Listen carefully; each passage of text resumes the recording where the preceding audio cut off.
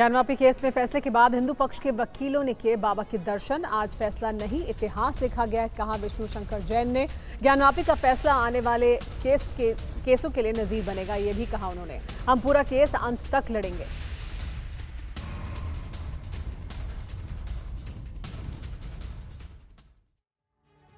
हरिशंकर जैन के साथ साथ काशी विश्वनाथ मंदिर में विष्णु शंकर जैन भी मौजूद थे और मुझे याद है कल आप कह रहे थे कि जीत के बाद मैं सबसे जगह काशी विश्वनाथ जाऊंगा। बधाई हो आपको। देखिए, सबसे पहले मैंने यही सोचा था और मेरे और पिताजी का यही मंशा थी कि हम लोग बाबा के वकील हैं। तो आज इस फैसला आने के बाद मेरी एज वकील ड्यूटी है कि अपने बाबा को मैं इन्फॉर्म कर सकूं कि आज कोर्ट का क्या फ़ैसला आया है और आगे के मार्ग के लिए उनसे आशीर्वाद ले सकूं। इसी नियति से, इसी भक्ति से हम बाबा के दरबार में गए थे, बाबा के सामने हाथ जोड़े, माथा टेका और बाबा से यही मनोकामना की कि जो हम धर्म की लड़ाई लड़ रहे हैं उनके मूल स्थान को वापस स्थापित करने की लड़ाई लड़ रहे हैं, उसमें हमें अपना आशीर्वाद प्रदान करें। क्या आप मधुमक्खी की खेती करके हर साल 1 करोड़ कमाना चाहते हो? हर साल मधुमक्खी की खेती करके 4 करोड़ कमाने वाले आपको सिखाएंगे। फिर क्यों देरी? फ्रीडम ऐप को अभी डाउनलोड करें। आप जब फैसला सुना रहे थे तब क्या लग रहा था? क्योंकि मैंने देखा जिस हिसाब से दौड़ते हुए आप आए थे उतनी तेजी मैंने कभी देखी नहीं आपको। प्रफुल्लित था मन, बहुत प्रफुल्लित था। Honourable mister justice A.K. Vishweshwar साहब ने आज फैसला ही नहीं दिया है। इतिहास के उन पन्नों में वो सारी बातें लिख गई हैं जहाँ से प्लेसेस ऑफ वर्शिप एक्ट का मिसनोमर जो समाज में फैलाया जा रहा था उसको रिजेक्ट किया है।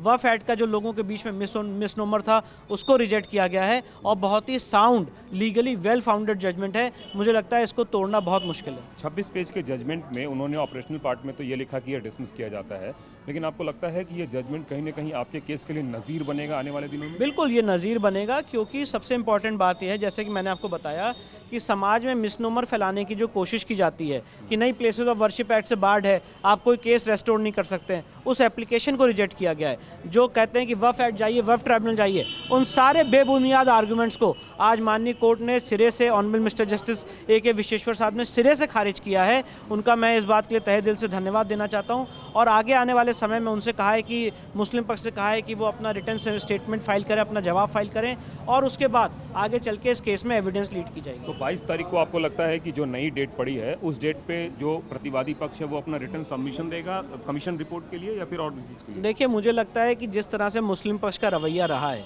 वो अभी अपना जवाब नहीं देंगे।